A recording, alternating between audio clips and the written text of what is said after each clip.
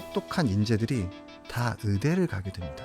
결국 의대로 빼앗긴 공대 인재들을 어떻게 다시 우리나라에서 자리 잡고 우리나라에서 창업할 수 있을까? 중국의 급격한 성장에 대해서 또 우리가 배울 부분이 있다면 어떤 거라고 생각하세요? 중국 무시무시하죠. 예전에는 중국은 저희를 따라오는 나라였는데 이제는 어떤 분야에서는 훨씬 더 앞서가는 나라가 된 건 분명한 사실인 것 같습니다. 또 중국에 있는 많은 학생분들하고 얘기를 나누다 보면 그들이 의대를 안 가는 이유는 분명합니다. 공대에서 창업하면 훨씬 더 큰 보상을 얻는다는 것을 분명히 인지하고 있습니다.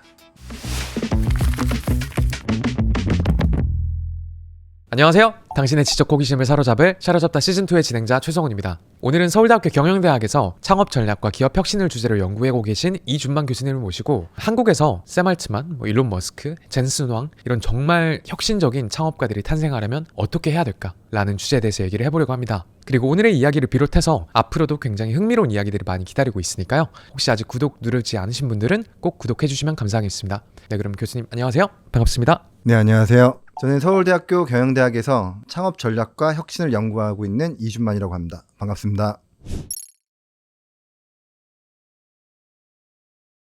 이제 혁신 전략, 기업 생태계 이런 것들이 교수님께서 여기에 관심을 갖게 된 어떤 계기? 특정한 기업이 있었다면 어떤 곳일까요?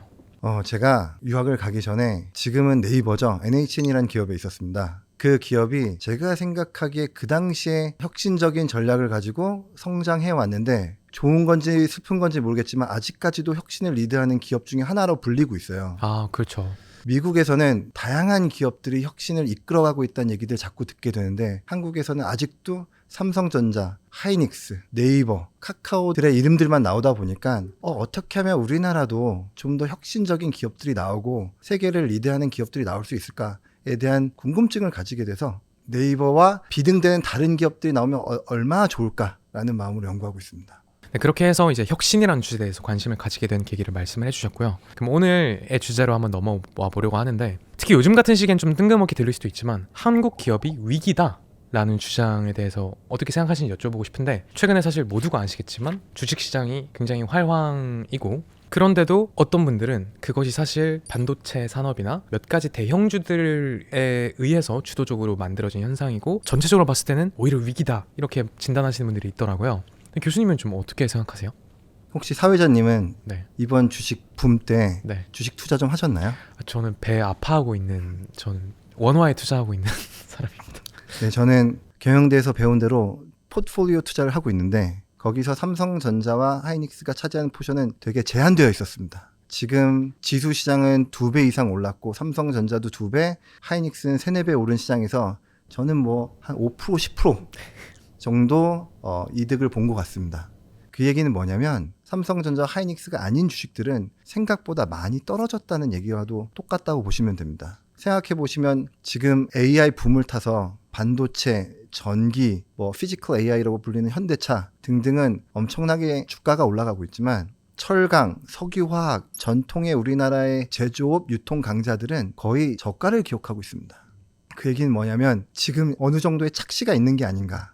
모든 사람이 잘 되는 게 아니고 모든 산업이 잘 되는 게 아니고 AI와 연관된 산업들만 크게 잘 되고 있는 거지 중소기업과 대기업들이 차지하고 있는 제조업들과 유통업들은 힘든 시기를 보내고 있다라고 생각할 수 있을 것 같습니다.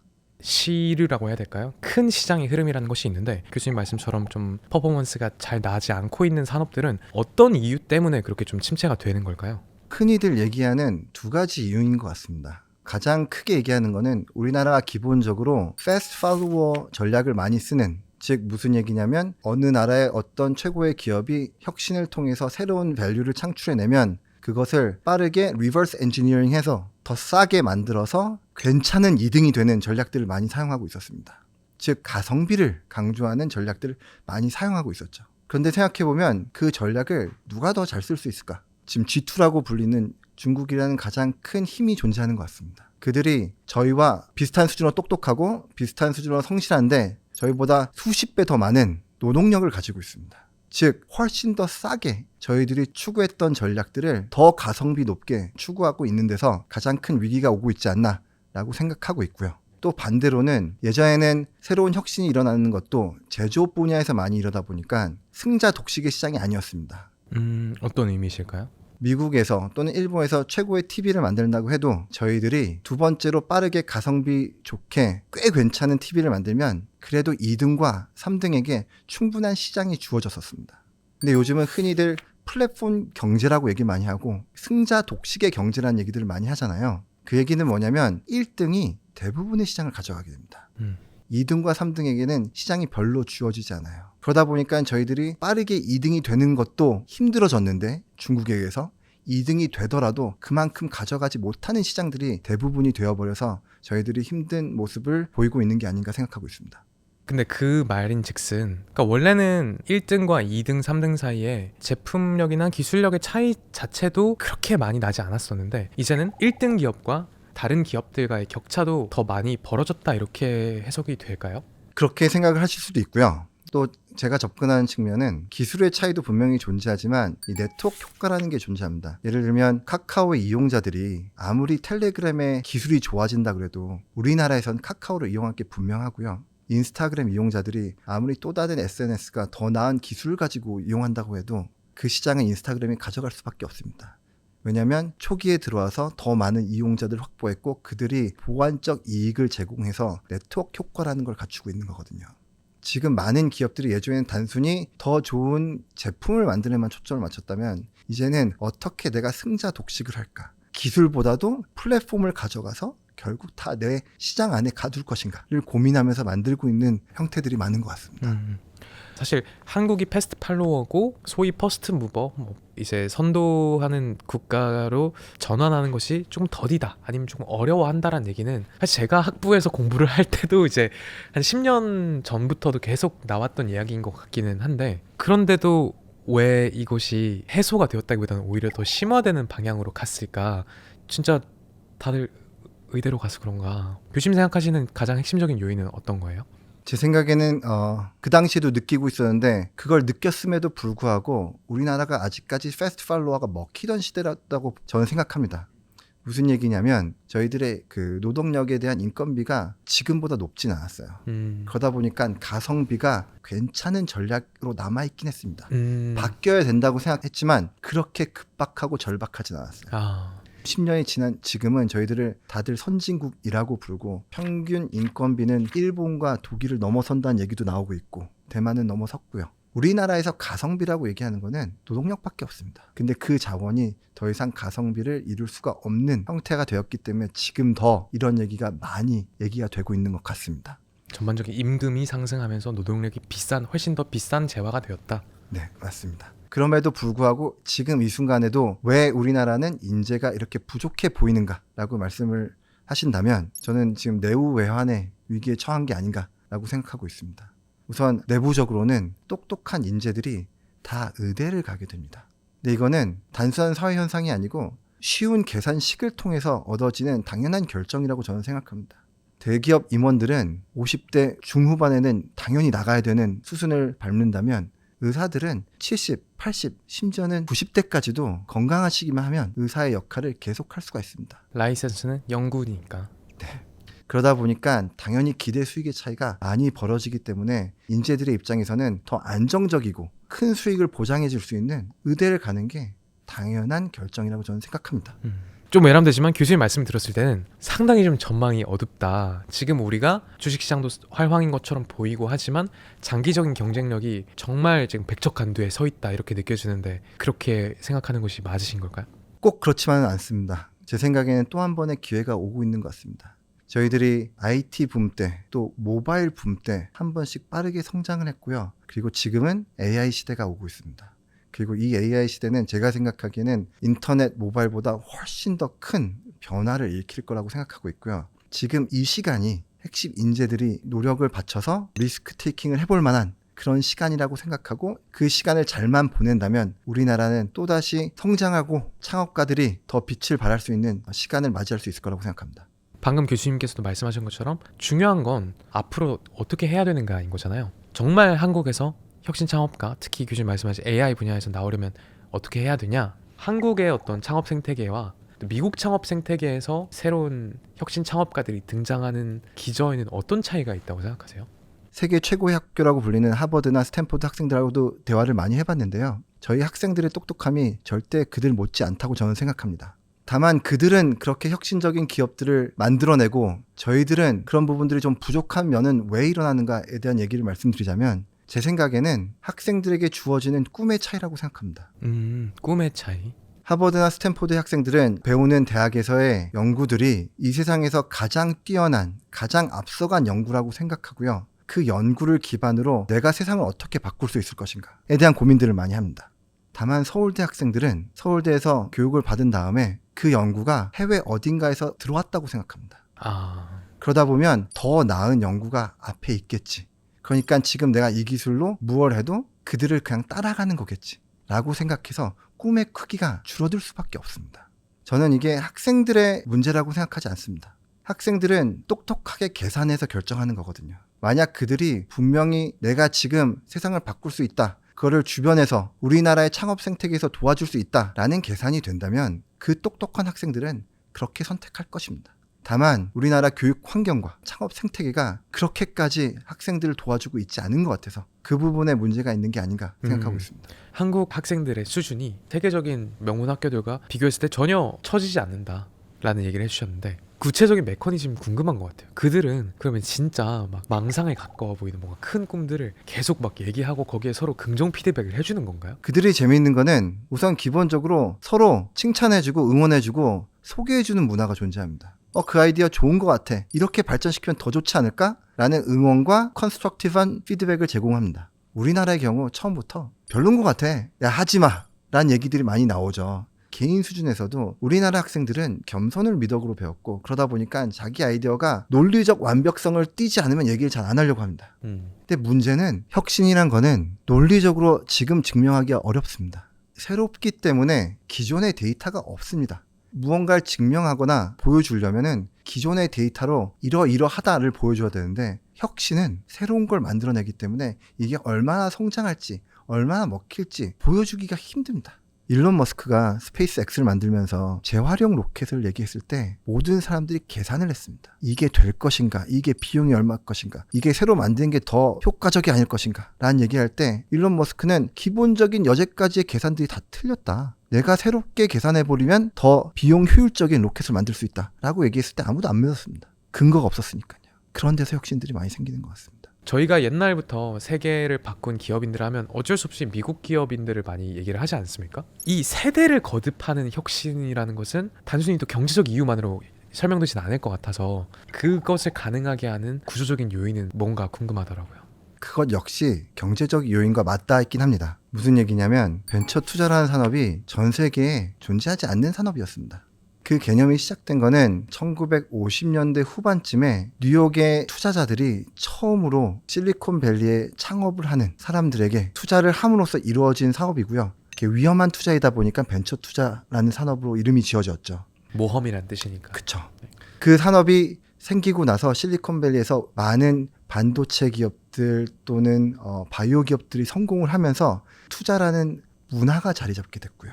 생각해보시면 지금 미국에서 가장 큰 성공을 거둔 테슬라, 아마존, 구글, 메타 모두 벤처 캐피탈한테 투자받은 기업들입니다. 예전에 기억하시나요? 우리나라도 자기 돈으로 사업했다가 망하면 빨간 딱지 붙습니다. 그만큼 가족까지 다 힘들어지는 리스크 테이킹은 개인들이 잘 안 하려고 하게 됩니다. 벤처 투자는 그걸 막아줬고 남의 돈으로 사업을 하게 됐고 남의 돈과 자기의 아이디어, 자기의 노력이 합쳐져서 가장 큰 위험을 선택할 수 있는 그런 시장을 만들어준 것 같습니다. 거기서 문화가 자리 잡힌 게 아닌가 생각합니다. 플레이어의 관점 외에서도 저희가 투자자들도 되게 중요한 생태계 축이잖아요. 미국의 혁신기업 투자자들이나 한국의 투자자들이 갖고 있는 차이가 있다면 뭐라고 생각하세요? 제가 생각하기에 미국 벤처 캐피탈 투자 시장은 대치동 학원가입니다. 어떤 의미시죠? 학원이 워낙 많이 있다 보니까 3살짜리 학원, 4살짜리 학원, 5살짜리 학원, 영어를 듣고 싶은 사람, 중국어를 듣고 싶은 사람 너무 다양하게 있어요. 그래서 맞춤형이 존재해요. 미국 벤처 캐피탈 시장이 그렇습니다. 아주 초기, 아주 리스키, 말도 안 되는 기술 같은 것에도 투자하는 사람이 있는 반면 당연히 성공할 것 같은 것들, 안정적인 것들에도 투자하는 사람들이 존재합니다. 다양성이 존재한다는 것이죠. 근데 우리나라는 지방의 학원가라고 보시면 돼요. 너무 당연히 있어야 되는 고등학교 수학학원, 영어학원 등등만 존재하지 다양하게 존재하지 않습니다. 그러다 보면 투자자도 많이 몰리지 않고요. 또 창업자들도 거기 가서 투자받기도 어렵습니다. 벤처 투자자의 다양성의 차이가 너무 크다 보니까 우리나라 투자 환경이 해외에 비해서는 좀 어렵지 않은가. 특히 극초기 또는 아주 리스키한 산업들에 대한 투자가 우리나라는 좀 많이 부족하다라고 생각을 하고 있습니다. 또 한국이 가지고 있는 제한 조건들 중에 이민이나 이런 것들을 통한 글로벌한 인재들의 유입이 좀 어렵다. 그것이 또 한국의 근본적인 잠재력을 저해한다라는 얘기도 있었던 것 같은데 이거에 대해서 일단 어떻게 생각하시는지 그리고 여기에 대한 솔루션은 있다면 무엇일지 여쭤보고 싶습니다.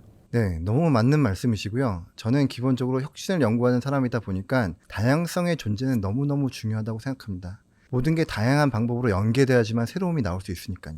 다만 우리나라의 입장에서 혁신 인재들을 외부에서 데려오는 게 쉽나 아니면 혁신 인재들이 우리나라에서 유출되는 걸 막는 게 쉽나 라고 얘기했을 때 저는 당연히 후자라고 생각합니다. 집토끼부터 네. 잡자. 저의 경우에는 결국 의대로 빼앗긴 또는 해외로 빼앗긴 공대 인재들을 어떻게 다시 우리나라에서 자리 잡고 우리나라에서 창업할 수 있을까를 고민하는 것이 비용 차원에서 더 쉽지 않을까 생각하고 있습니다. 근데 저희가 아까 초반에도 이제 중국이라는 강력한 성장 모델을 보면서 저것에서 우리가 또 참고할 부분도 있을까? 이런 궁금증이 들었습니다. 교수님께서는 그 중국의 급격한 성장에 대해서 또 우리가 배울 부분이 있다면 어떤 거라고 생각하세요? 중국 무시무시하죠. 예전에는 중국은 저희를 따라오는 나라였는데 이제는 어떤 분야에서는 훨씬 더 앞서가는 나라가 된 건 분명한 사실인 것 같습니다. 그들은 우선 기본적으로 우리가 안 갖춘 큰 내수 시장을 가지고 있죠. 하지만 아까 말씀드린 것처럼 더 이상 많은 기술들은 내수 시장에 한정되지 않습니다. 그 부분은 우리들이 기술적인 접근 방면에서 이겨낼 수 있는 방법이라고 생각해요. 다만 중국에 있는 대학 교수님들과 또 중국에 있는 많은 학생분들하고 얘기를 나누다 보면 그들이 의대를 안 가는 이유는 분명합니다. 공대에서 창업하면 훨씬 더 큰 보상을 얻는다는 것을 분명히 인지하고 있습니다. 우리나라도 핵심 인재들에겐 더 큰 보상을 줄 수 있는 조금은 레디컬한 그러한 보상 체제들이 슬슬 자리 잡혀야 되지 않은가 생각하고 있습니다. 창업을 하는 것이 더 경제적인 선택이 될 수 있도록 보상의 규모도 되게 급진적으로 그런 조치들이 필요하지 않을까에 대한 얘기도 해주셨어요. 급진적인 수준의 보상이 급진적인 수준의 어떤 퍼포먼스 개선을 이끌어낸다, 혁신을 만들어낸다라는 그 자체에 좀 더 이론적 증거들을 듣고 싶어졌습니다. 우선 급진적인 보상의 개념도 급진적이라는 표현을 써서 그렇지 어떻게 보면 정당한 성장에 대한 보수라고 생각할 수도 있을 것 같습니다. 정상화라고 볼 수. 네. 미리 돈을 주는 게 아니고 성장을 했을 경우 거기에 따른 성과 보수를 크게 주자는 얘기입니다. 예전에는 내가 성과를 냈어도 이미 그게 지난 일이 됐기 때문에 보상이 작은 경우들이 많았습니다. 그러다 보면 의욕은 떨어지게 되고 다시 의산화할까? 라는 고민들이 생기는 거죠. 그게 아니고 처음부터 너가 이 정도 큰 성과를 내면 이 정도 큰 보상을 줄게를 약속해버릴 수 있는 보상 시스템을 만든다면 그 성과를 못 이뤘을 경우에는 못 받는 거고 큰 성과를 이뤘을 때는 그만큼 이뤘기 때문에 큰 보상을 받는 거기 때문에 그게 급진적인가? 저는 그렇게 생각하지 않습니다. 이제 마지막 질문인데요. 교수님이 생각하셨을 때는 AI라는 것은 어떤 인터넷이나 모바일보다 더 근본적인 규모의 변화를 가져올 거라고 예측을 하셨어요. 이 AI로 인한 엄청난 변화의 물결을 우리는 강점으로 유리하게 작용할 가능성이 높을지 아니면 이것이 우리에게 불리하게 작용할 가능성이 높을지 거기에 대한 교수님의 생각을 여쭙고 싶습니다.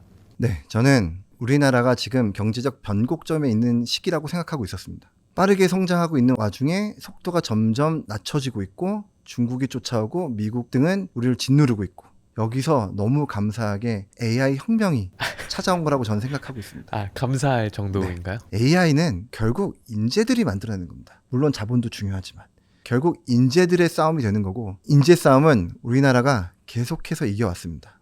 자칫 잘못하면 자본 싸움으로 넘어가기 바로 직전에 AI를 저희가 만나서 지금 우리나라가 AI 인재들을 잘만 발굴하고 새로운 것들을 할 수 있게 도와줄 수 있다면 우리나라는 다시 한번 점프할 수 있지 않을까 저는 생각하고 있습니다. 조금 더 구체적으로 그 인재 싸움에서 우리가 유리한 이유를 조금만 더 근거를 제시해 주실 수 있으실까요? 우선 이제 제가 생각하기에 넥스트 빅띵은 피지컬 AI라고 생각합니다. 거기에 우리의 제조업에 몰두해 있는 많은 인재들, 기계공학 생도들, 또 우리의 재료공학 생도들, 전기 전자분들 이런 분들이 그 분야로 우리가 집중하고 거기에 AI를 도입해서 가장 많이 쌓인 데이터를 가장 빠르게 AI로 전환할 수만 있다면 저희가 피지컬 AI의 휴머노이드를 잡을 수 있고 그 분야도 역시 플랫폼 기반의 승자 독식의 세계가 될 것으로 생각되어지기 때문에 저희들이 잘할 수 있지 않을까 생각하고 있습니다. 제가 진짜 좀 날것에 좀 공격적인 질문을 드려보면은 사실 이병철, 정주영 그 회장님들 이후로 정말 한국에 새로운 혁신을 탄생시킨 기업이 지금까지 얼마나 있었냐 하면 많지 않았잖아요. 지금까지 없었는데 앞으로 있을 거라고 낙관할 수 있는 이유가 뭐냐 이렇게 물어본다면 너무 뾰족한 질문이신데요. 저는 이렇게 생각합니다. 지금까지는 우리나라가 가성비의 나라였기 때문에 삼성, LG, 현대, SK, 심지어 네이버, 카카오도 있던 걸 만들던 회사였습니다. 왜냐하면 우리나라가 그렇게 해야지 성장하기가 제일 쉬웠거든요. 근데 이제는 그렇게 성장을 못합니다. 그게 막혔습니다. 그럼 그 똑똑한 인재들이 어떻게 뚫을 것인가? 새로운 걸 만드는 겁니다. 혁신을 통해서 세상에 없던 걸 만드는 겁니다. 우리나라는 방향만 정해지면 인재들은 잘합니다. 그러니까 기존의 방식으로의 어떤 성장의 한계는 진짜 닫혔다. 끝났다. 그러니까 우리 살 길은 진짜 새로운 거 하는 길밖에 없다. 이거를 모든 생태계가 다 합심해서 정말 뚫어내야 되는 것이겠네요. 네. 가능할까요? 이게 잘못되면 이쪽이 막혔기 때문에 의대로 가는 거고요. 그렇죠. 다만 다른 쪽을 잘 뚫어주면 그쪽으로 에너지가 이동이 된다면 저희들은 잘할 거라고 생각합니다. 생각해보면 우리나라 문화가 뚫어내니 뷰티가 따라가거든요. 어느 쪽이 뚫리면 그걸 이용해서 잘 따라갈 겁니다. 어떤 방향이 맞는지를 저희들이 잘 고민해서 방향성을 제시할 수 있다면 우리나라의 학생들은 그 방향을 누구보다도 더 잘하지 않을까 생각하고 있습니다. 그러면 가진 거 사실 인재밖에 없는 이 나라인데 교수님께서 혹시 이 생태계를 만들어 가시는 분들께 제안해주고 싶은 바가 있으면 한번 뜨겁게 얘기를 해주셔도 좋을 것 같아요.